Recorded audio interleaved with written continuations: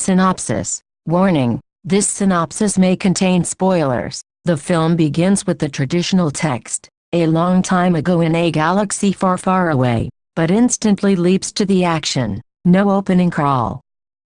Set during the early years of the Imperial Galactic Empire, an Empire ship lands on a planet. Lyra Urso, Feline Kane, runs off to warn her husband, Galen Urso, Mads Mikkelsen, and their young daughter Jyn Urso. Lyra calls Saw Gerrera, Forrest Whitaker, and tells him that they have come. Galen says goodbye to his daughter and tells her that he loves her by calling her Stardust. As he heads off to face the Empire, Lyra also gives Jyn a necklace, telling her that the Force will always be with her and she can trust on it.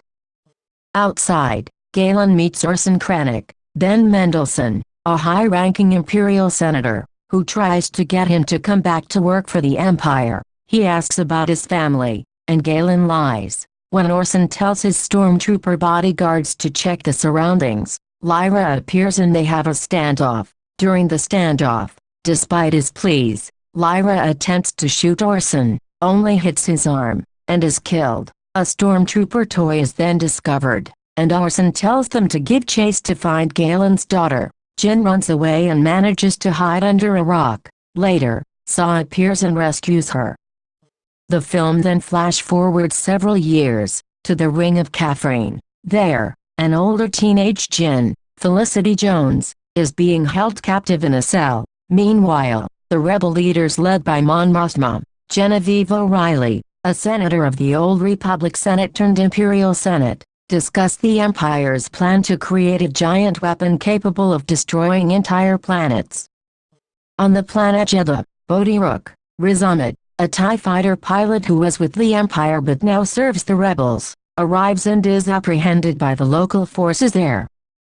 On the planet Wabani, Jyn is being transferred with other prisoners. Suddenly, rebel forces break in and free them. Wanting to escape, Jyn attacks the rebels and tries to flee but is stopped by -2 voiced by Alan Tudyk, an enforcer droid working for the rebellion. On Moon Yavin 4, the location of the rebel base of operations, Mon Mothma and the rebels talk to Jyn about her father. She says that she last saw her dad 15 years ago. The rebels then question her about Saw Gerrera and tell her that he is an extremist causing problems in Jedha. The rebels say that finding Saw and the captured pilot is paramount to find out what the Empire is plotting. They offer her a deal: find Saw, and she is free to go. As Jyn boards the craft with -2 and the pilot Cassian Andor, Diego Luna, Cassian is told to kill their targets and not perform any extractions. At Jedha, Bodhi is confronted by Saw, who is now a human-machine hybrid and requires a mask to breathe. Aboard an Imperial Star Destroyer, Orson discusses with Grand Moff Tarkin, the Imperial Governor of the outlying areas and overall commander of the Imperial Navy, the ultimate weapon they are creating. The senator urges that they perform a test of the weapon. As this happens, Jyn, -2, and Cassian arrive at Jedha. -2 is told to wait at the ship, and while Cassian scouts the area, Jyn is approached by Chirrut Donnie Yen, a blind warrior who notices her necklace and the quality of the stone. Later, when Jyn and Cassian roam the city, Jyn notices snipers and the area quickly becomes a war zone. Rebel and Empire forces alike fight, and while Jyn and Cassian are nearly killed, -2 arrives and defeats the stormtroopers. Chirrut then tries to let them in his location but is ambushed by stormtroopers. Showing excellent skill despite his visual impairment, Chirrut defeats the stormtroopers, but all are eventually captured by Saw's crew. While Cassian, Chirrut, and Baze Malbus, when Jang, are in a cell, they quickly notice that Bodhi is in the other cell. Jyn is brought directly to Saw. Saw is surprised to see Jyn, but Jyn instantly confronts him about letting her be a prisoner. Saw then says that it was to give her her best chance and suspects Jyn of being told to head there to kill him. Jyn then says that she wants nothing to do with the rebellion at all, and Saw, looking defeated, tells her that there is no rebellion without hope. While this is happening, the Empire decides to test their weapon. Saw shows Jyn a hologram sent by her father. Her father says in the message that he went with the Empire to give the rebels their best chances and that the weapon they were building is called the Death Star. He says that he made a failsafe in the Death Star by placing a trap, explode it, and the entire thing dies. He also apologizes to a tearful Jin and tells her to fight for him and to finish what he started, save the rebellion and save the dream. Suddenly, the Death Star begins to attack Jedha, Chirrut, Bodhi, and Base head to the ship while Cashin gets Jin. Despite Jin's help, Saw acknowledges his weakness and tells her to leave him. Everyone then escapes in the ship with -2 so while Jedha is destroyed and Saw is crushed to death. With their tests being successful and Jedha gone, the Empire leaders rejoices. However, Grand Moff Tarkin decides to claim all the credit from Director Orson and threatens further action for his ambitions intruding their plan.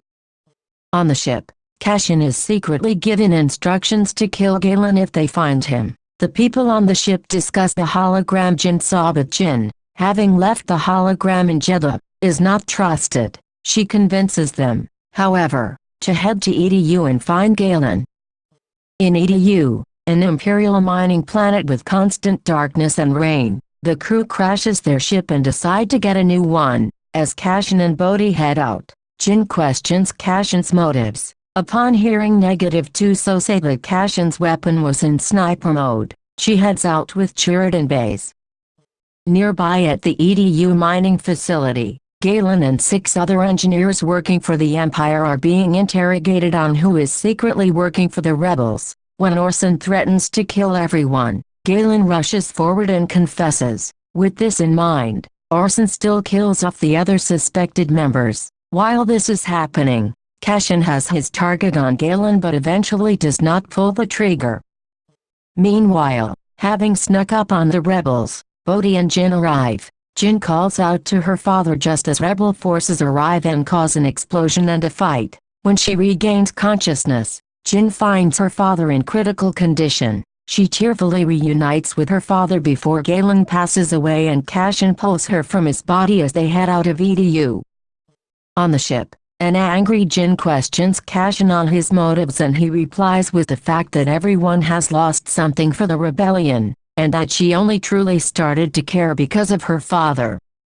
On the planet Nastufa, Orson arrives and reports everything to the chief enforcer Darth Vader, voiced by James Earl Jones. Vader is angry and force chokes Orson, letting him go after ordering him to make the Death Star work without any flaws.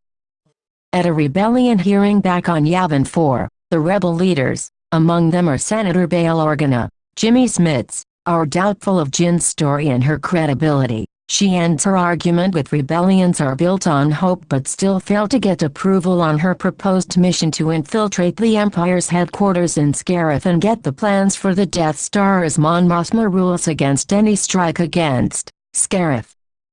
Outside, Cashin approaches Jin about going on a mission. Several other rebel foot soldiers have decided to join them. With their crew in tow, they use the call sign Rogue One and head to Scarif to do the mission themselves. At Scarif, Bodhi convinces the Empire forces to let them land, and while -2 so, Jin and Cashin head to get the plans. The other rebels sneak through and plant explosives among the island atoll where the headquarters are. During this, Director Orson also arrives to monitor the Empire's activities for the Death Star as well as Grand Moff Tarkin.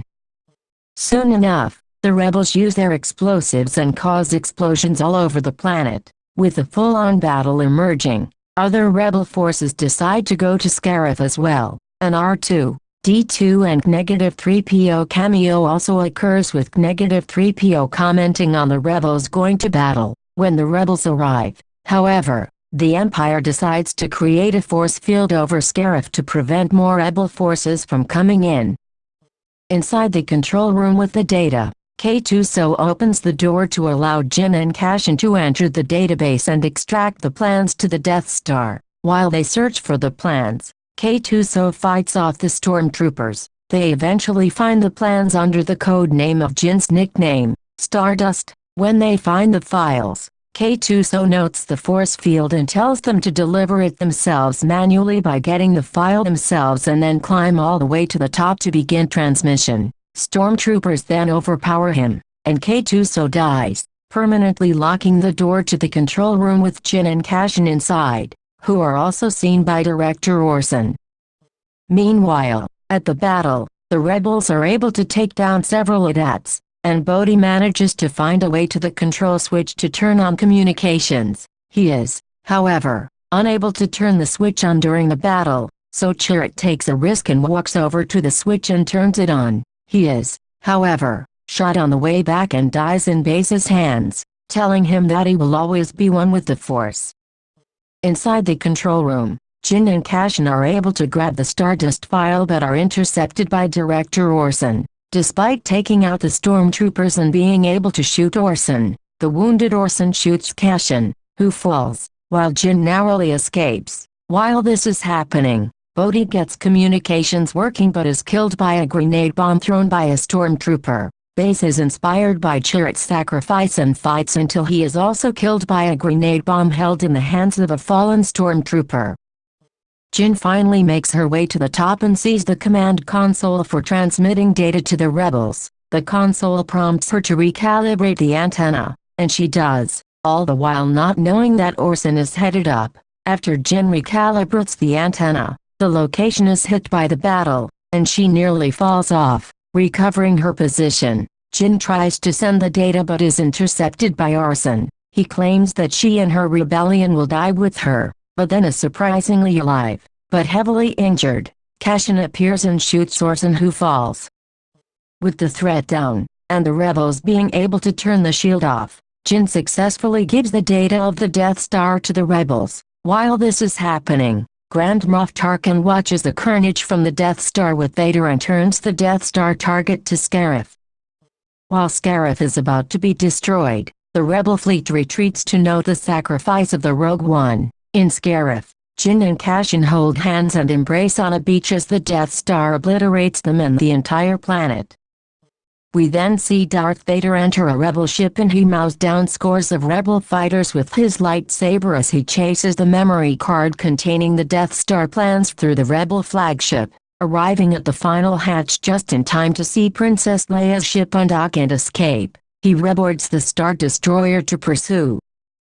Inside Leia's ship, we see a CGI Leia. Carrie Fisher, -3PO, asks her what the plans mean and she answers, "Hope," signaling the start of the Star Wars first film, A New Hope. The end of Rogue One synopsis.